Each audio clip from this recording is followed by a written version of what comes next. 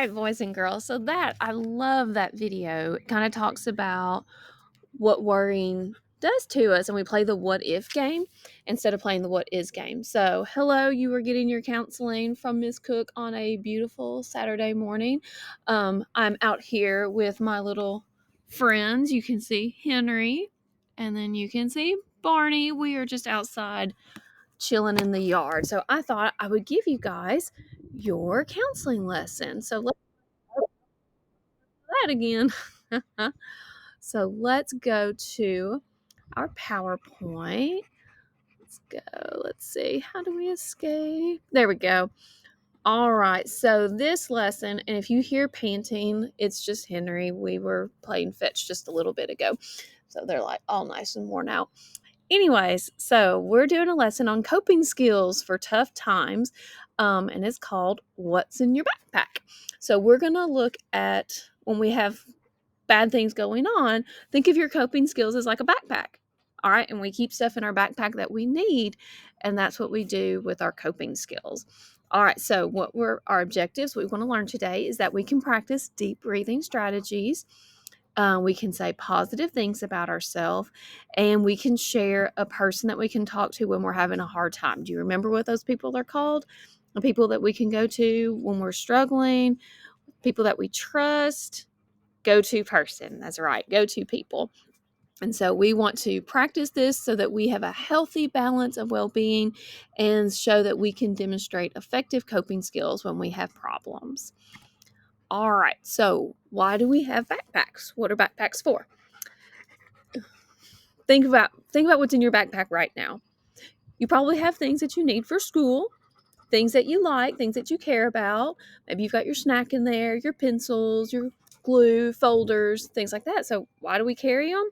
Well, we carry our things, the things that are important to us. It keeps us organized and so that we know where things are. Now, some of your backpacks I don't want to go through because I'm pretty sure they're nasty. Luckily, it's the end of the year, so clean them up when you get home on that last day of school. Do not just throw it in your closet and hope that it magically cleans itself, because it will not. Make sure you get out any old food, anything like that. Ugh, I hate backpacks. But anyways, so we use them to carry our things and to keep us organized and know where things are. All right, so like I said, your backpack is just like coping skills. All right. When we go through a tough time, you can open up your backpack of coping skills and you can pull out a strategy that you need. And everyone's going to have different strategies. No one's going to have the same one. And sometimes it's good to have more than one strategy, because if one thing doesn't work, you can pull out something else that will help you. So when in doubt, always have multiple strategies, okay? When one doesn't work, find something else. If that one doesn't work, find something else. Barney, are you wanting to say? You want to say hello to them? Barney said coping skills are very important. All right. So, what's in your backpack right now? So, talk about what do you do when you go through something hard? Think about what do you do? Do you color? Do you listen to music? Do you go, Barney, don't eat sticks. Nope. Yuck. Barney's coping skill is chewing on sticks in his yard. Don't chew that. No, sir. No, sir. We don't need to eat sticks, Barney. But what do we do when we do something hard? I know when I'm going through something hard, I like to read. Reading allows me to kind of escape and just kind of forget what's going on. I told you not to eat sticks. I like to draw. I like to color. Those are some of my favorite coping skills. I also like to exercise. I like to go and ride the elliptic, or ride the, what is it called? The Peloton. I like to get on that. I like to lift weights. Those are good coping skills for me. So think about what you do. And we need to make sure that we have positive coping skills, not negative coping skills. Are you going to make it? You good? Sometimes we have negative coping skills, things that hurt us or things that aren't healthy for us. Like some people, their coping skill might be eating a ton of ice cream. That might feel good for the moment, but it's not a healthy coping skill. So we need to make sure that we have healthy ones. Sometimes people like to just sit and play video games all day.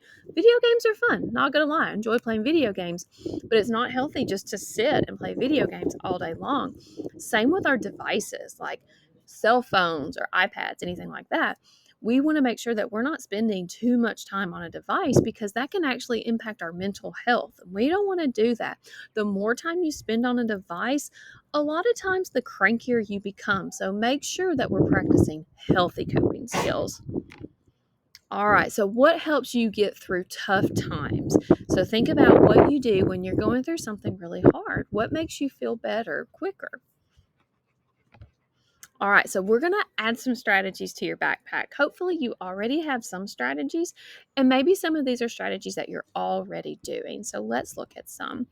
All right, so this one, I like this one. This is buffalo breathing. This is any type of breathing. We've talked about tracing our fingers. We've done square breathing.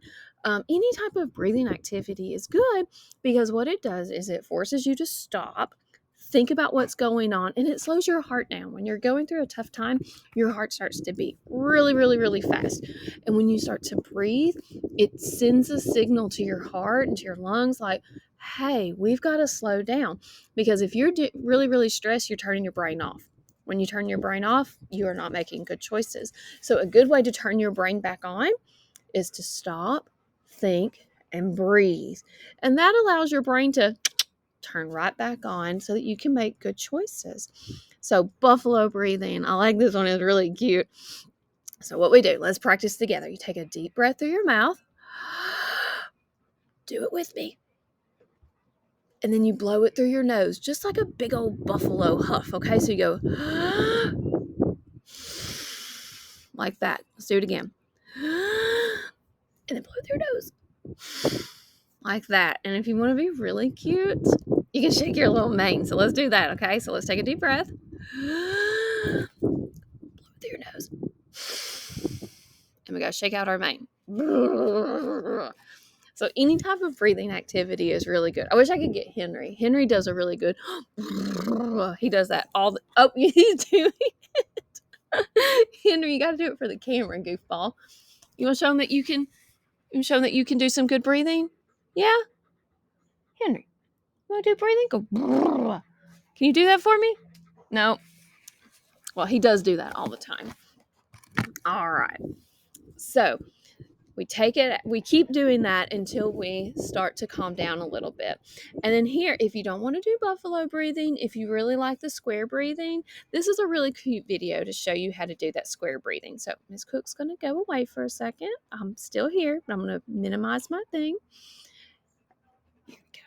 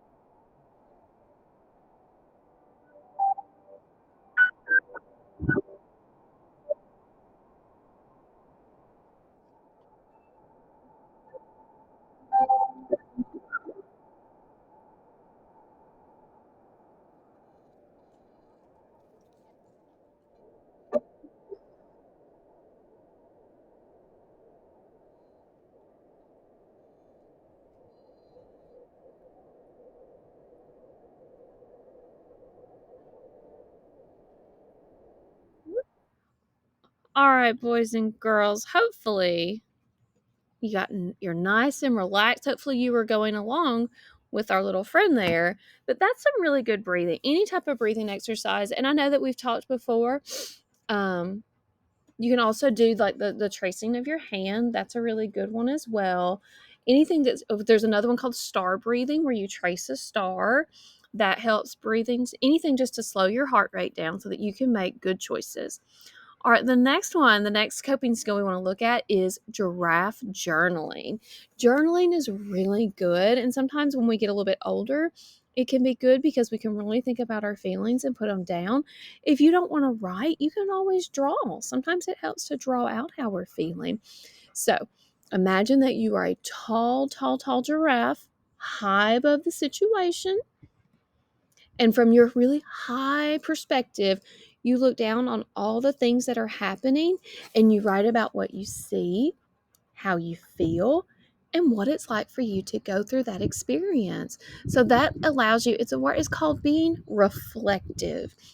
And that just helps you kind of get connected to what you're going through and how it's making you feel. And again, I know that some of you still are learning how to write.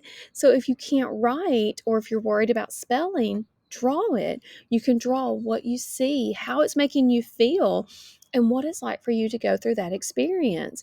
And anytime that we do journaling like that, it's also important to maybe find a go to person that you can talk to, that you can talk about your feelings with, because sometimes feelings can be confusing, and sometimes we get multiple feelings and they get all wrapped up and we don't really know how we feel. So sometimes it's nice to go to those go-to people because they can help you kind of unravel your emotions so that you know what you're going through and how it's affecting you.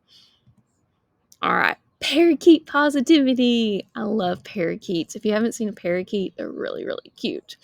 All right. So, for parakeet positivity, you pick a positive affirmation that builds you up. And an affirmation is something that you know about yourself.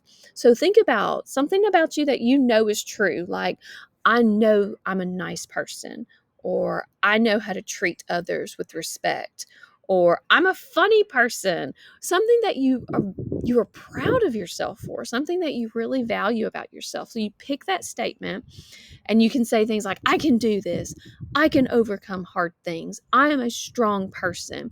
And you tell yourself that over and over so that you begin to believe it. Because remember, boys and girls, you are your biggest cheerleader. You should only say positive things about yourself. You should never tear yourself down, okay? So if you ever need help thinking of something good about yourself, come to Miss Cook and she will remind you something good to say about yourself, okay? So just like a parakeet, repeat it back to yourself over and over and over. All right, when you get up in the morning and you're brushing your teeth, you tell yourself in the mirror something that you know true about yourself. Positive self talk is so important, okay? Chimp chatting. Little chimps, they're always chit chatting, talking. So, this is our go to people.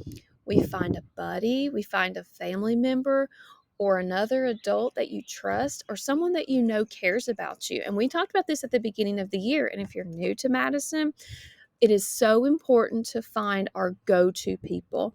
Our go-to people are people who love us, value us, and want to keep us safe, okay? So that can be maybe a family member, a parent, maybe a grandparent, or an aunt or uncle. Maybe it's a coach. Maybe it's a principal like Mr. Golliver, or a school counselor like Miss Cook. It can even be your teacher, but it's someone that you trust and you know cares about you. And then you talk with that person about how you're feeling and what you're going through. Some of you, your best go to people are your friends. And a good friend is someone that you feel comfortable enough to share what's going on in your life. So if you ever need to talk to somebody, find those go to people, because chatting and talking can help you process feelings. And like Ms. Cook sometimes tells you, I can't always fix problems, but sometimes just talking with Ms. Cook can help you feel a little bit better about what's going on. All right. And then here is a list of, you need more coping skills. If the 4 that I showed you weren't enough, here are some more coping skills for you. Ms. Cook's going to go away for a second.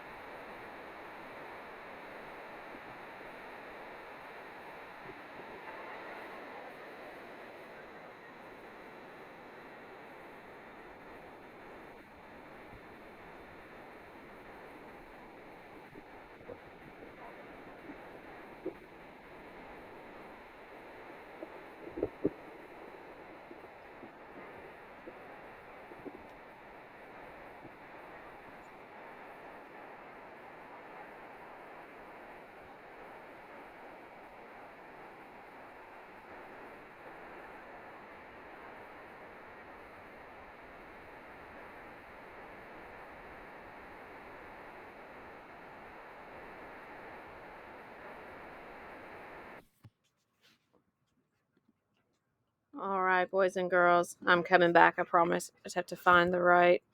Start the webcam. Yes, there it is. All right.